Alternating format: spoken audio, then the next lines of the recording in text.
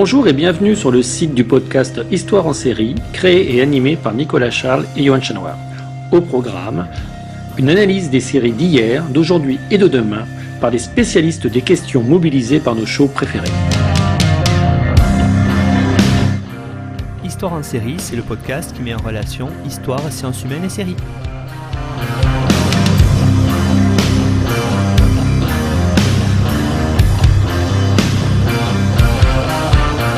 Bonjour à tous, bienvenue dans l'épisode numéro 89 d'Histoire en série où je reçois aujourd'hui Hélène Machinal. Bonjour Hélène.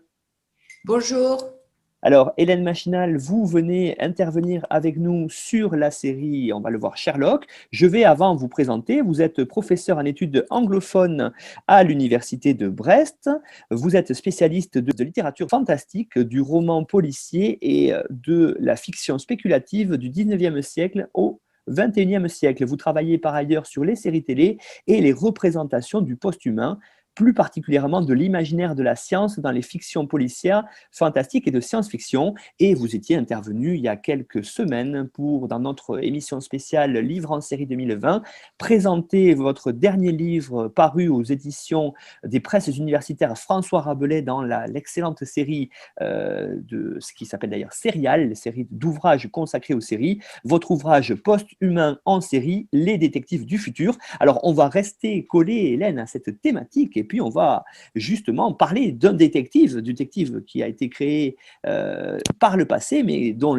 la série est aujourd'hui actuelle, c'est Sherlock. Alors, pour commencer, Hélène, est-ce que vous pourriez faire le pitch de cette série ? Oui, Nicolas, donc c'est une série qui a été créée par deux personnages relativement connus, Moffat et Gatiss. Moffat étant connu plus spécifiquement pour la série britannique Doctor Who. Et donc c'est une série qui propose en fait, et c'est un des aspects qui m'intéresse le plus, qui propose une adaptation du personnage de Sherlock Holmes, de son compagnon Watson, dans la Londres donc, du 19e siècle chez Conan Doyle, et qui est ici adapté au 21e siècle, donc à la société contemporaine, qui est mimétique de la nôtre, et où Moffat et Gatiss font donc évoluer Sherlock et Watson, accompagnés quand même de la plupart des personnages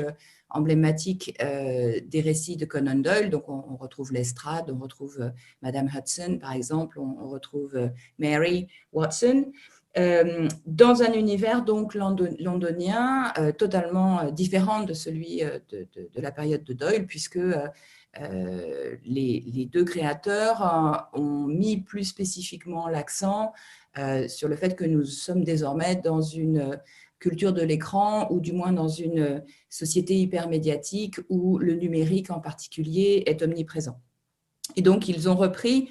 on pourrait dire, un certain nombre de trames des nouvelles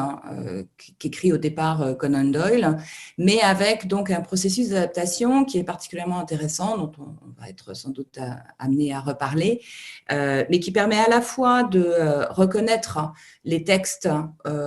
originaux de Conan Doyle pour un lecteur qui connaîtrait disons qu'il y aurait une connaissance de modérée à très bonne des textes de Doyle, donc reconnaître les textes et en même temps proposer dans cette série un certain nombre d'éléments innovants ou différents par rapport au texte d'origine de Doyle, qui donnent une facture spécifique à cette série.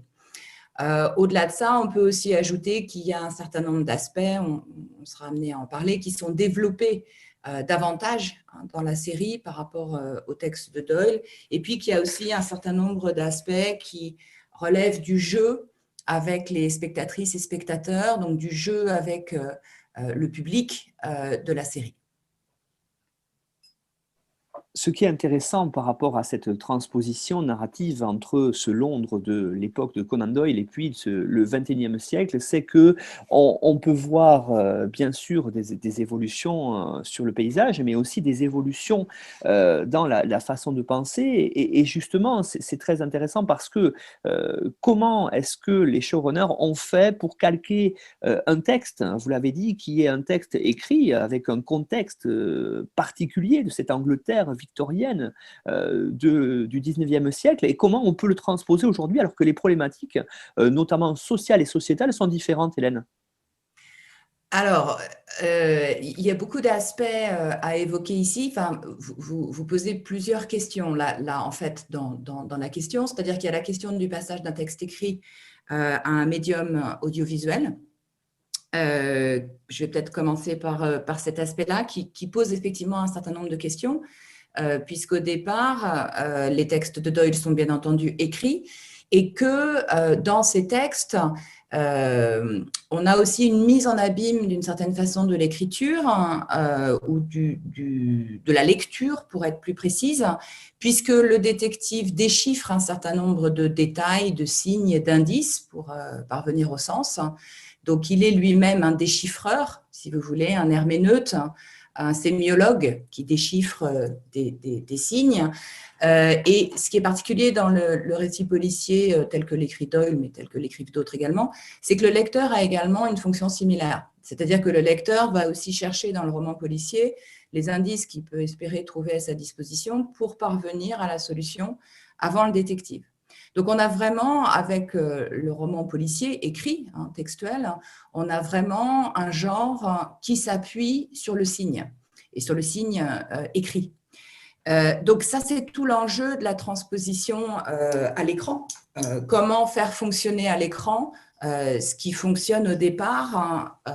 sur les spécificités d'un texte écrit. Donc là, il y a un certain nombre de stratégies que Moffat et Gatiss ont mis en place. La plus évidente dans la série, enfin celle qui saute aux yeux en fait quand on regarde cette série, c'est le fait d'utiliser du texte à l'écran. C'est-à-dire que quand Sherlock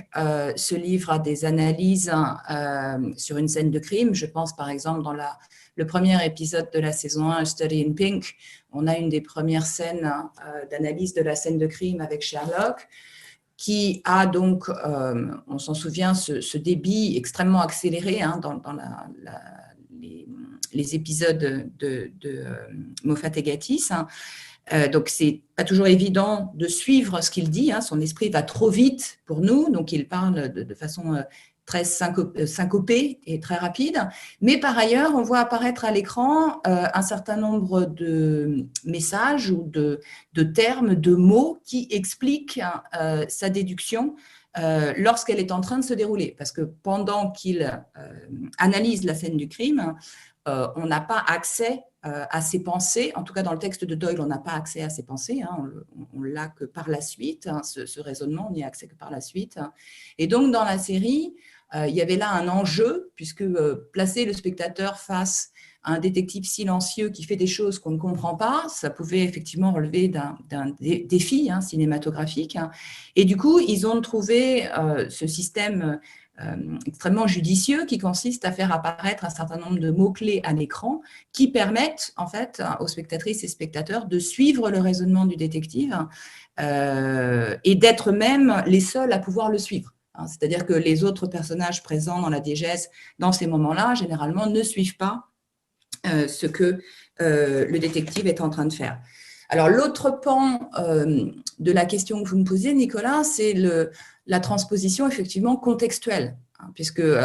on passe d'un contexte fin 19e siècle, qui au passage, mais ça on verra si on a le temps d'en parler plus tard, est quand même repris dans l'un des épisodes, The Abominable Bride,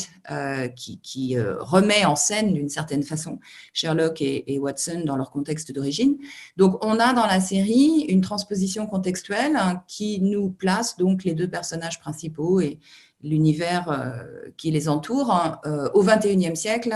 au lieu du XIXe. Mais en fait, c'est pas si surprenant que ça, et cela ne relève peut-être pas tant du défi que ce qu'on pourrait penser. D'abord parce que, du point de vue de la forme médiatique, la question du feuilleton ou de la série, de la forme sérielle plus généralement, est assez intéressante à envisager ici, puisque cette forme sérielle, elle est quand même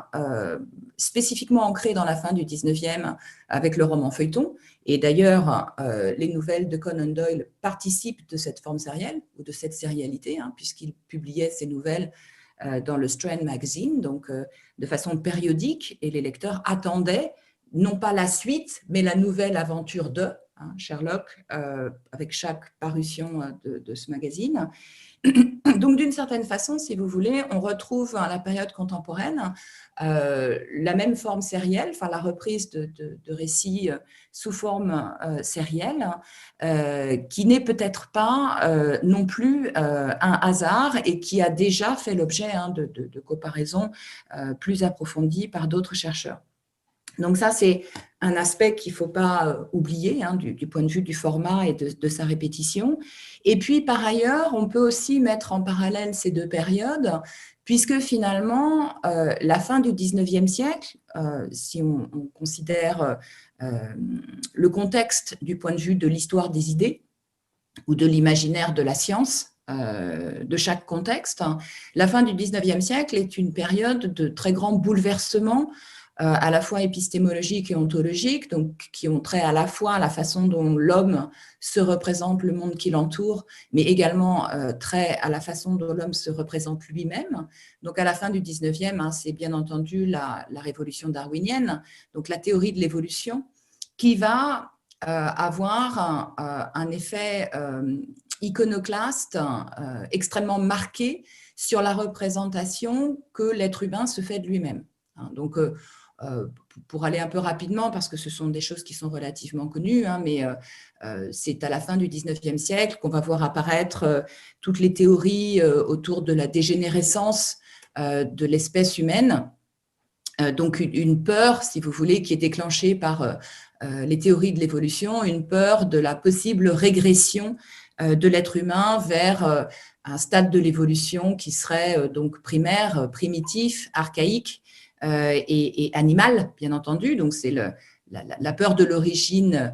simiesque, la peur de l'ancêtre de l'être humain qui serait un singe, qui remet en question la représentation que l'être humain a de lui-même à l'époque. Bon, il y a d'autres aspects qu'on pourrait développer, mais je ne peux pas tout évoquer. Et finalement, ce qui est assez intéressant, c'est de se rendre compte que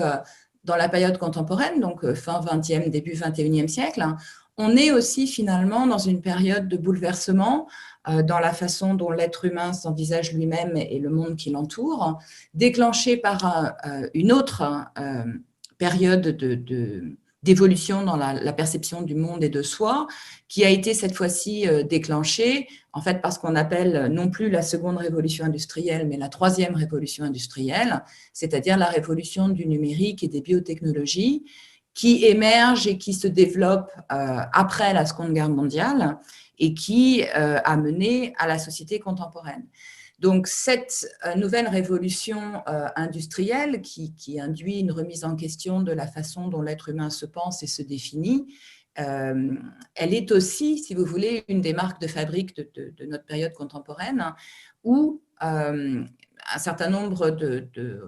d'éléments peuvent venir remettre en question la définition et l'identité de l'humain. Alors, peut-être plus dans la perspective qui était celle du 19e siècle, où ce qui inquiétait énormément relevait de l'origine de l'être humain, mais peut-être davantage à la période contemporaine, des interrogations sur les devenirs de l'humain, donc les évolutions possibles de l'humain suite aux innovations qu'on peut rencontrés dans le domaine des biotechnologies ou dans le domaine du numérique et de la culture de l'écran, mais qui induisent donc, à la fin du 19e comme au début du 21e, des remises en question et des réflexions autour de la définition de l'humain. Et je pense que du coup, adapter Sherlock à la période contemporaine était extrêmement malin et très pertinent parce que le contexte a bien entendu changé,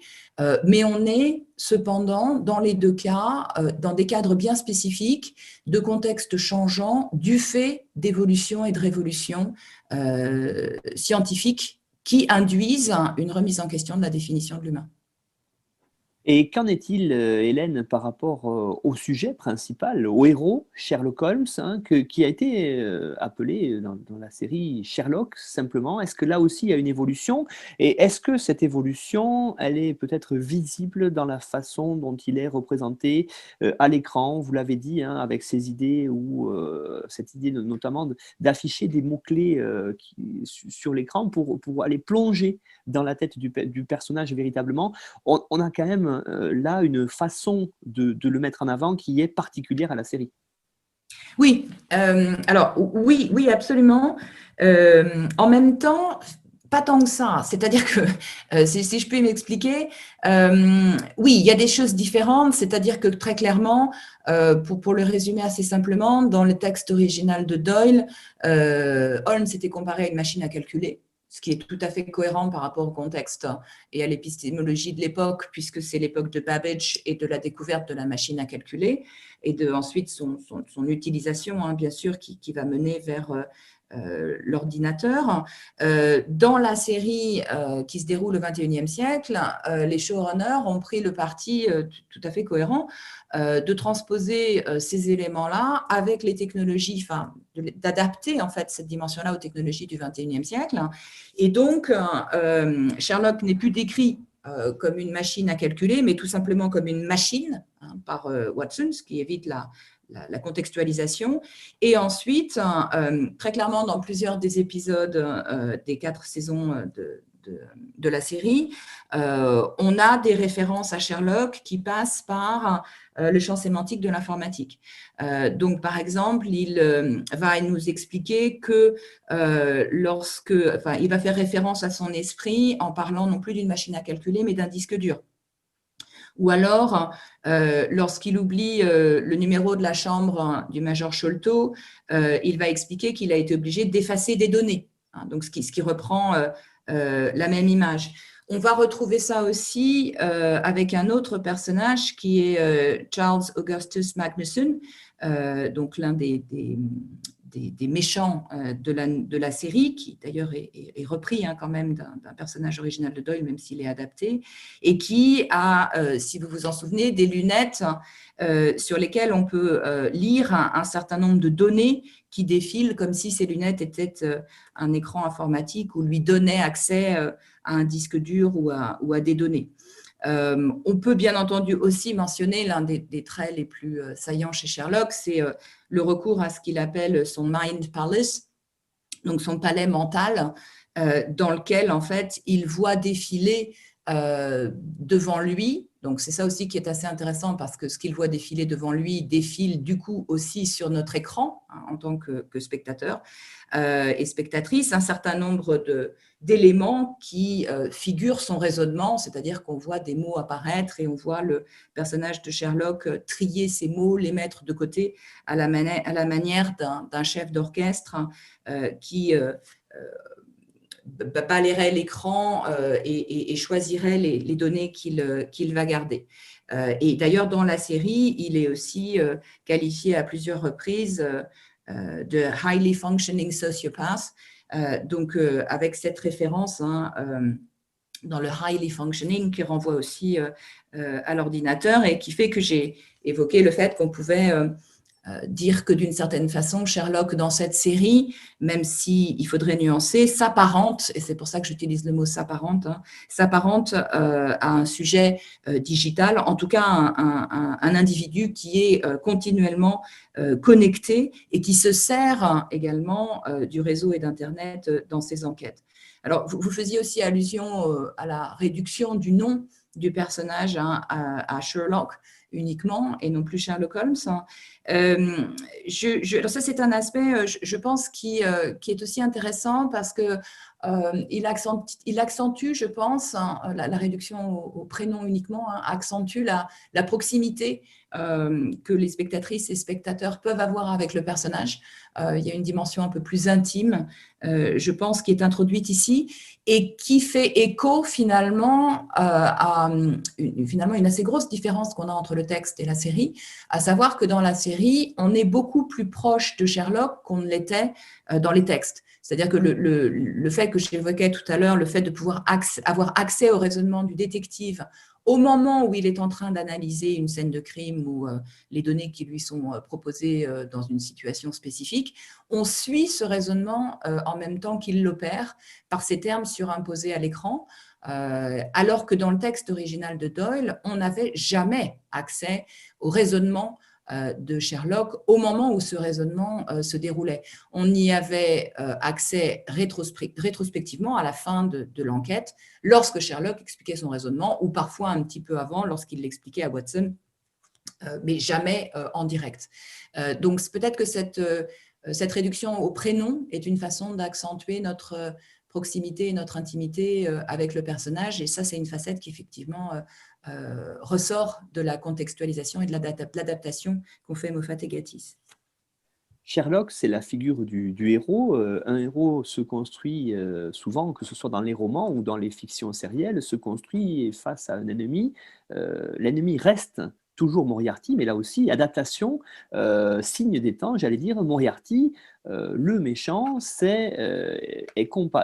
un hacker. Hein, c'est-à-dire qu'on a véritablement transposé là aussi la modernité en montrant que c'est celui qui est capable de manipuler l'information numérique. Exactement. Et ça, je trouve que c'est l'un des aspects peut-être les plus intéressants de cette adaptation. C'est d'avoir trouvé en fait les éléments qui permettaient une transposition absolument consciente de la contextualisation implicite, avec le personnage de Moriarty, donc, qui est présenté comme un hacker, mais en fait, ce qui est intéressant dans la saison où Moriarty devient vraiment central, donc la saison 2, ce qui est intéressant, c'est que ce statut de hacker de l'ennemi préféré de Sherlock Holmes, je rappelle que dans les textes de Doyle, il est présenté comme, il est son double, c'est une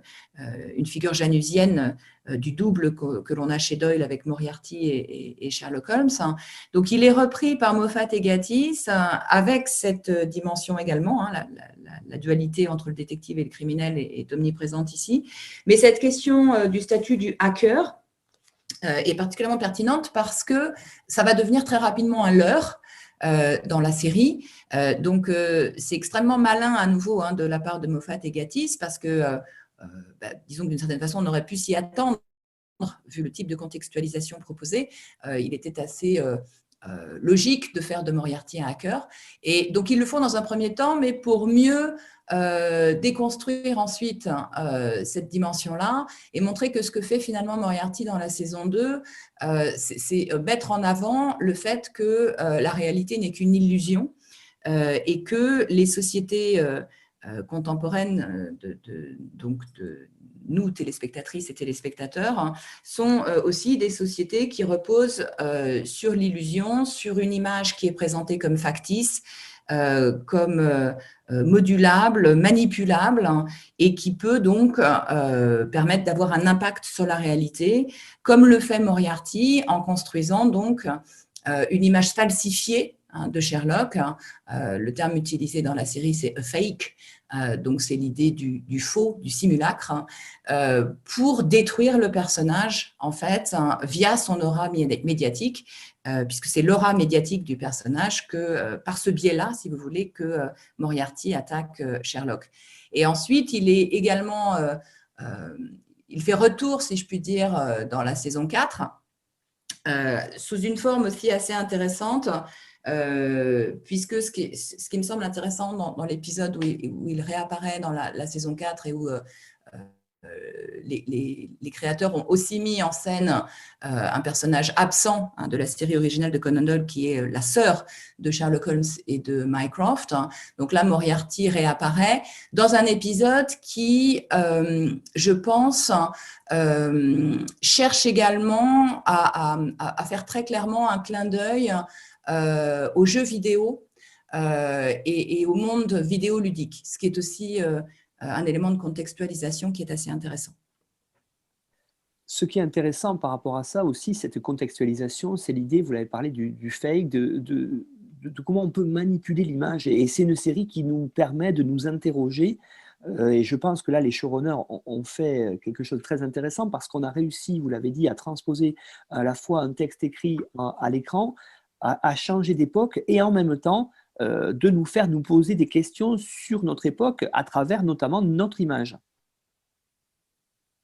Oui, absolument. Ça fait partie des aspects que j'évoquais également tout à l'heure, c'est-à-dire la transposition contextuelle dans nos sociétés contemporaines qui sont des sociétés de l'image. Donc, on a parlé de société écranique avec Serrois et Lipovetsky, mais on est très clairement dans une période où la culture dominante est la culture de l'écran. Et donc, la série propose aussi une réflexion, ou du moins une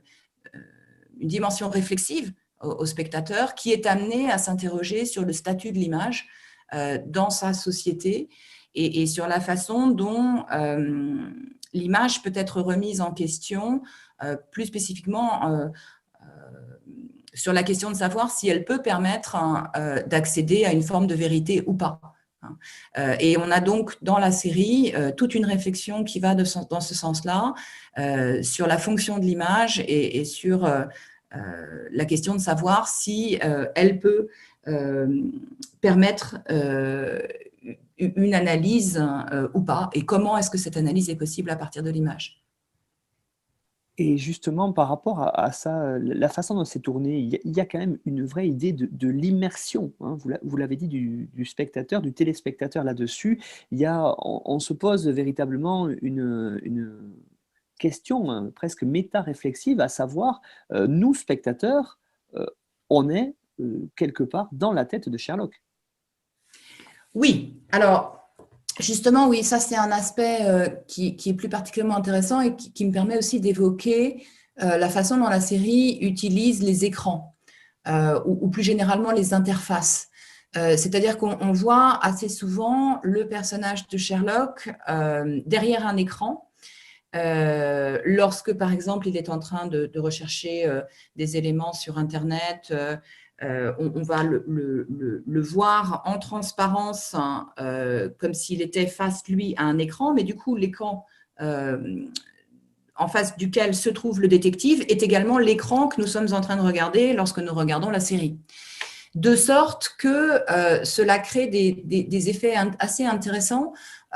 pour les spectateurs et spectatrices qui ont le sentiment d'être dans l'ordinateur que regarde Sherlock, ou du moins derrière l'écran que Sherlock est en train de regarder, donc pour certaines scènes. Et puis, dans d'autres scènes, donc en particulier les scènes où il a recours à son palais mental, dans ces scènes-là, on le voit manipuler des éléments sur un écran. Donc, les déplacer de la main, d'une façon et avec une gestuelle qui d'ailleurs rappelle un autre long métrage, cette fois extrêmement connu pour sa réflexion sur l'image et le statut de l'image, c'est Minority Report, où on voit donc Tom Cruise, lorsqu'il est enquêteur à l'Institut du pré-crime, manipuler des images ou des mots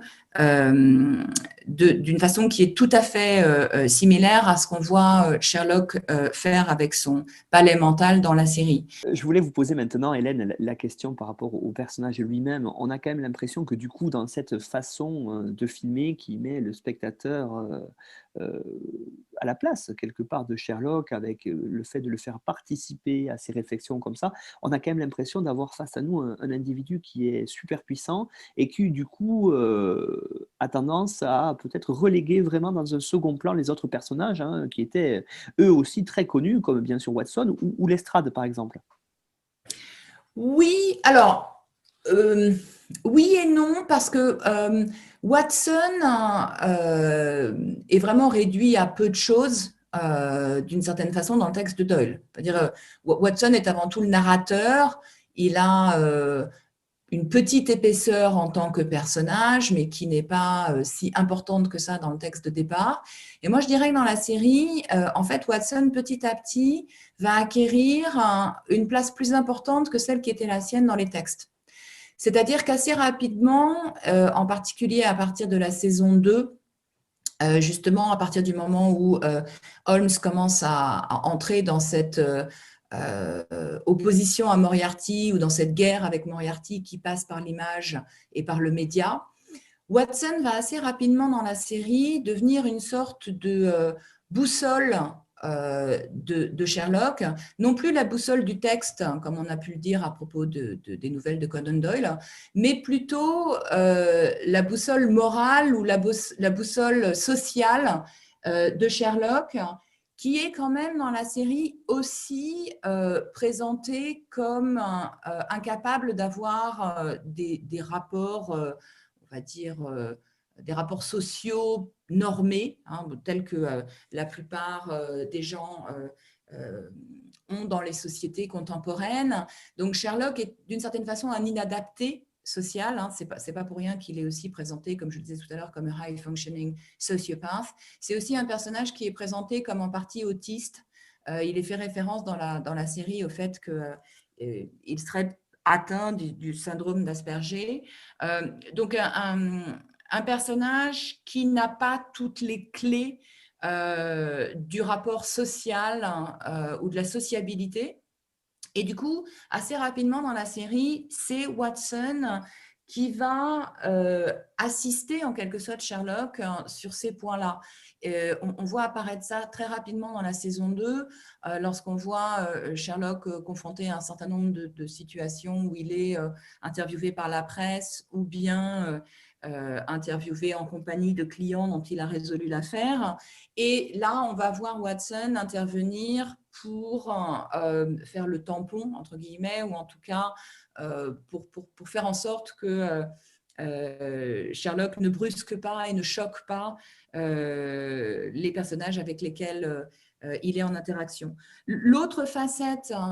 qui a été reprise et qui fait que finalement dans la série, Watson a sans doute un rôle aussi plus intéressant que dans le texte, c'est que les créateurs, Moffat et Gatiss, ont beaucoup joué sur la dimension homosexuelle ou le potentiel homosexuel de la relation entre Watson et Sherlock, qui déjà à la fin du 19e siècle avait posé un certain nombre de questions, et au début du 20e siècle, sans vouloir rentrer dans le détail, on a un article très connu qui s'intitule « Watson was a woman », donc la question de l'identité sexuelle des personnages est toujours restée omniprésente. Ils font partie de ces personnages de la fin du 19e qui gravitent dans des univers exclusivement masculins, exactement comme le personnage du Dr. Jekyll, par exemple, dans le cas étrange du Dr. Jekyll et Mr. Hyde de Stevenson, dans lequel il n'y a aucune femme, tous les personnages sont des hommes. Donc dans la série Sherlock, telle que l'a écrite Conan Doyle, on a effectivement très peu de femmes. Et dans cette série-là, la série contemporaine, donc Moffat et Gatiss ont repris ce qu'on pourrait appeler ce sous-texte sur la question de l'identité sexuelle des personnages, mais en faisant quelque chose de particulièrement intéressant, puisqu'ils le traitent sur le mode du comique. Donc on a en particulier dans les 2 premières saisons, de façon récurrente, des allusions des personnages sur un mode ironique qui évoque cette potentielle homosexualité des 2 personnages. Et donc ça donne aussi, si vous voulez, ça redonne une place assez centrale à Watson, qui ensuite, dans l'évolution de la série, si on pense aux saisons 3 et 4, va aussi acquérir une place plus centrale du fait que Moffat et Gatiss ont donné, ont adapté de façon particulièrement intéressante le personnage de Mary Morstan dans la série originale de Doyle, qui devient donc Mary Watson, et qui va acquérir une dimension autre dans la série contemporaine, puisque dans le texte de Doyle, elle était simplement un personnage secondaire qui n'apparaît qu'1 ou 2 fois en tant qu'épouse de Watson. Elle est un peu plus omniprésente dans Le Signe des 4 parce qu'elle y joue un rôle un peu plus important, mais par la suite, elle disparaît, pour ainsi dire, de la série. Et dans les textes de Doyle, elle devient une entité totalement négligeable, alors que dans la série de Moffat et Gatiss, elle devient vraiment un personnage central, en particulier dans les saisons 3 et 4. Et pour ce qui est du personnage de Lestrade, et on pourrait aussi évoquer Madame Hudson, hein, comme l'un des personnages qui sont des personnages secondaires dans la série originale de Conan Doyle et qui font l'objet finalement d'une adaptation qui est peut-être moins développée que celle de Watson ou que celle de Sherlock. C'est-à-dire qu'on retrouve le personnage de Lestrade qui correspond donc au représentant de la police officielle qui va systématiquement servir de repoussoir au personnage de Sherlock. Mais en fait, moi je dirais que le personnage de Lestrade est peut-être présenté d'une façon un tout petit peu plus positive dans la série de Moffat et Gatiss, parce que le personnage du policier balourd qui ne comprend rien à rien, hein, qui en gros est le principe de la représentation de la police officielle dans le roman policier fin 19e, début 20e, bah, ce personnage-là, finalement, n'est peut-être pas tant Lestrade que ses lieutenants. Hein. Et donc, ce sont plus les personnages qui sont sous les ordres de Lestrade, en tout cas dans les saisons 1 et 2, qui deviennent les représentants de la police qui ne suit pas le raisonnement de Sherlock, même si c'est bien Lestrade qui fait appel à Sherlock lorsqu'il ne sait plus comment procéder pour résoudre une enquête. Mais je dirais que le personnage de Lestrade dans la série est peut-être plus attachant, un peu plus présent et pas réduit à une non-entité comme il pouvait l'être dans la série originale. Et le personnage de Madame Hudson a aussi été, je pense, très intelligemment développé sans que ce soit excessif. Hein. Mais elle devient aussi un personnage par l'intermédiaire duquel une dimension comique est introduite, donc en particulier dans la façon dont elle s'occupe de Sherlock et de Watson et dans la façon dont elle leur rappelle continuellement qu'elle n'est pas leur maman, alors qu'en fait, effectivement, Sherlock se comporte effectivement comme un enfant dans la série contemporaine, en particulier dans ses rapports avec Madame Hudson. Sherlock, personnage, vous avez dit, qui aime se mettre en avant, hein, que ce soit dans les romans de Doyle ou dans la série contemporaine que l'on évoque ensemble ici, Hélène, c'est aussi, chez Conan Doyle, quelqu'un qui aimait se déguiser, qui aimait justement changer d'apparence pour arriver à résoudre ses enquêtes. Comment cette facette essentielle du personnage est mise en avant dans la série de Moffat et Gatiss? Oui, alors effectivement, c'était une facette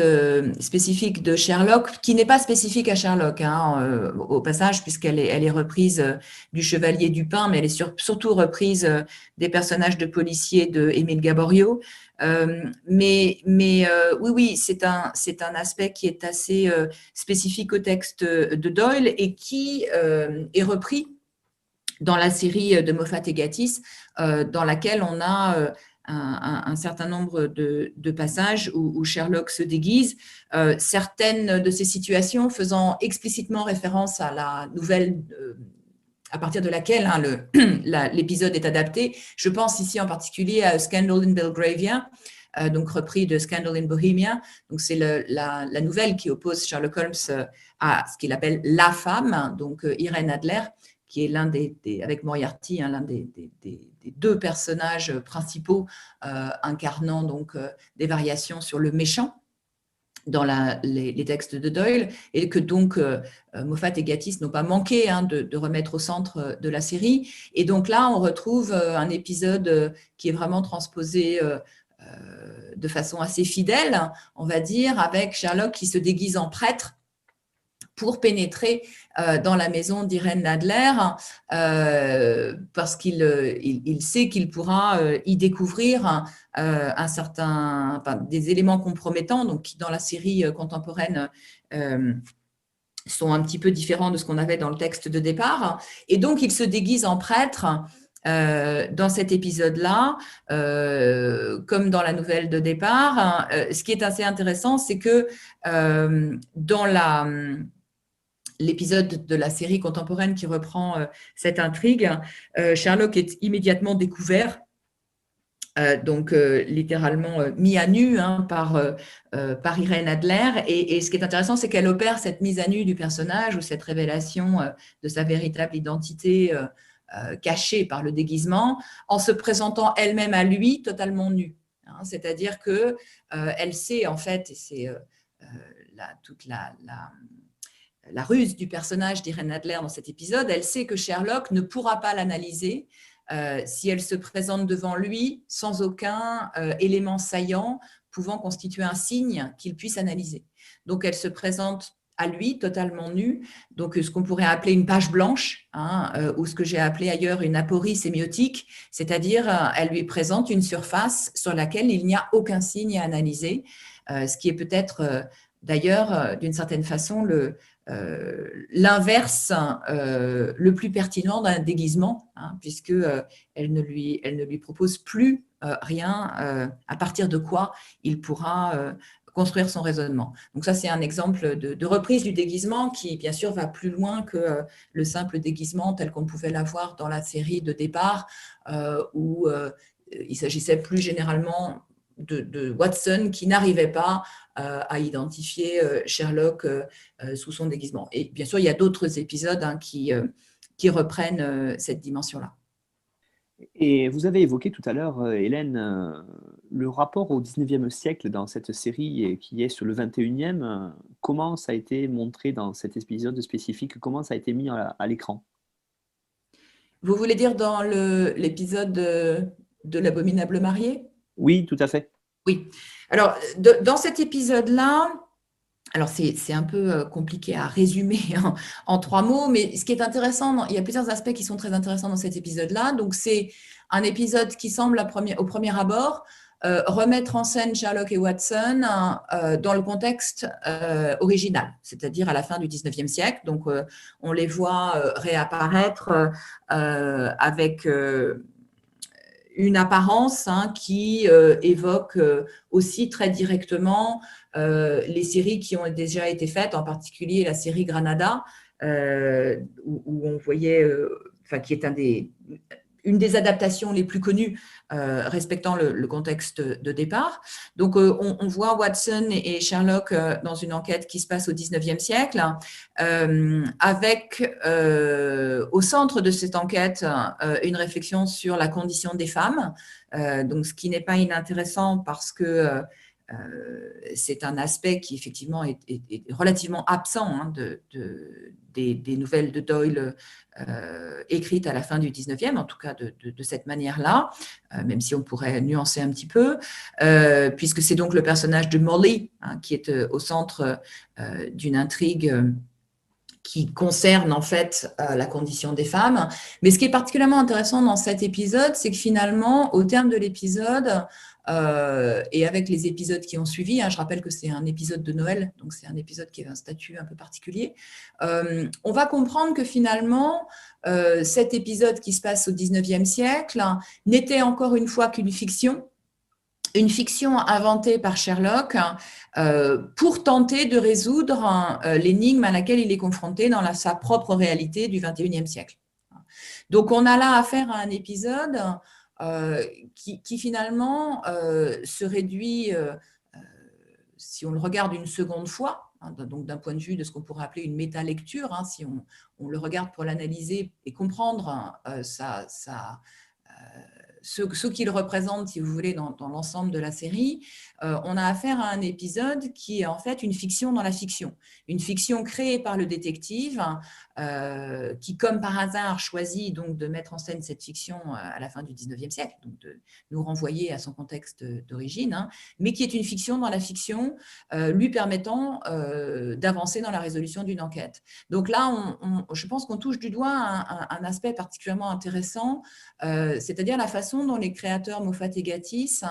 se servent de façon, de mon point de vue, très intelligente hein, d'une porosité entre la fiction et la réalité qui était déjà la marque de fabrique hein, des nouvelles de Conan Doyle. C'est-à-dire que vous savez sans doute que à l'époque où Doyle publie les nouvelles, le public s'est très rapidement entiché du personnage de Sherlock Holmes hein, et a eu très très rapidement tendance à considérer que c'était un personnage réel. Et bon, c'est un aspect très connu, hein, le fait que de nombreuses personnes, à la fin du 19e siècle, écrivaient et ont continué à écrire au 221B Baker Street pour demander à Sherlock, donc comme s'il s'agissait d'un vrai détective hein, qui existerait en chair et en os, de prendre et de s'emparer d'enquêtes et de cas qu'il souhaitait lui soumettre. Donc, à l'époque de la fin du 19e siècle, on a vraiment un phénomène assez intéressant où le public considère que Sherlock Holmes est une personne réelle. Et d'ailleurs, ça a causé pas mal de soucis à Conan Doyle, qui, comme vous le savez sans doute aussi, voulait se débarrasser de ce personnage un peu trop encombrant et dont il considérait qu'il lui faisait de l'ombre.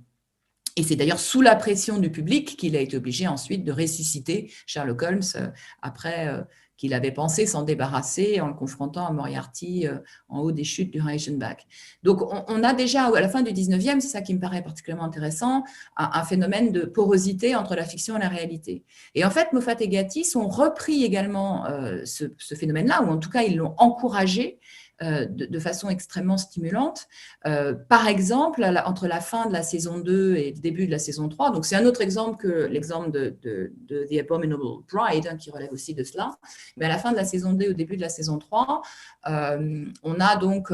la scène finale de la saison 2 où Sherlock est censé être mort, hein, après avoir effectué cette chute du haut du toit de l'hôpital. Chute qui renvoie bien sûr aux chutes du Reichenbach. Et donc, on voit à la toute fin de l'épisode une ombre portée sur la pierre tombale devant laquelle Watson est en train de pleurer son ami, qui apprend aux spectatrices et spectateurs, et uniquement aux spectatrices et spectateurs, que Sherlock n'est pas mort.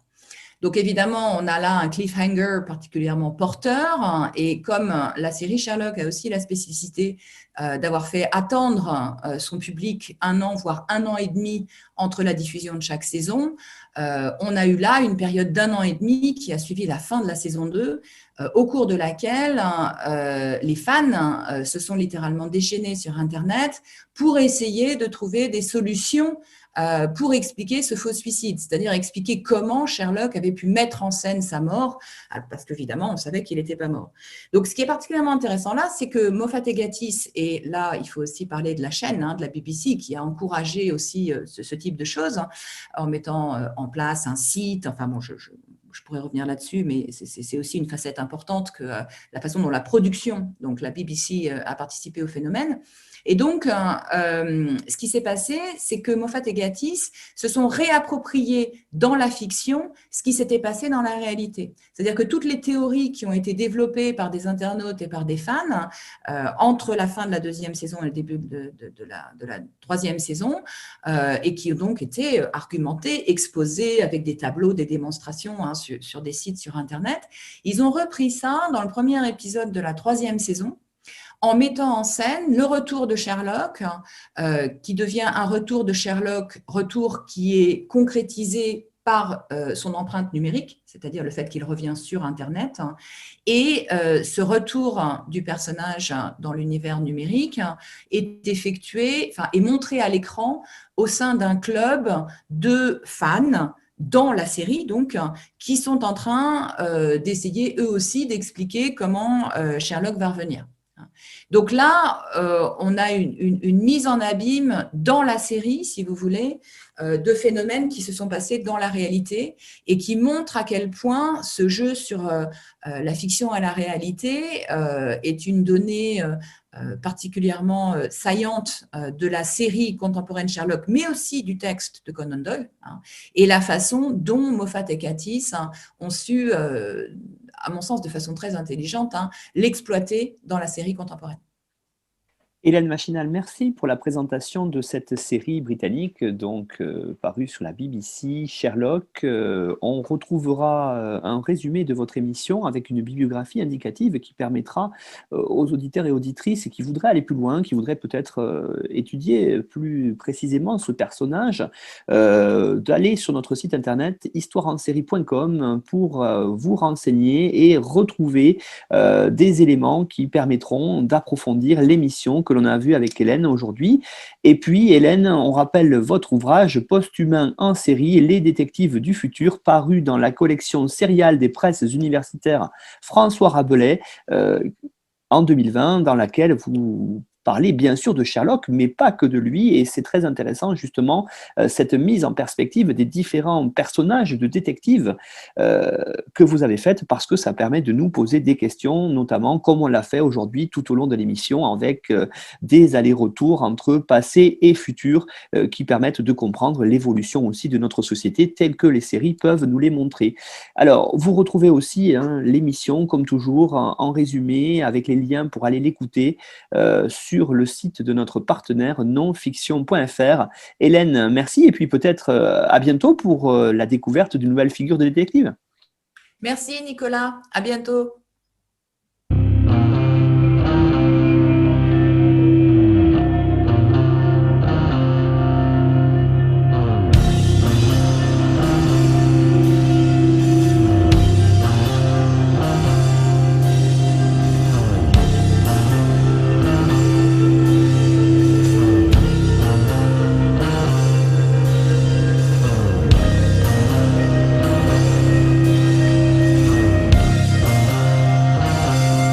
Retrouvez-nous sur Twitter @Histoire en série pour connaître le programme à venir ainsi que des conseils bibliographiques.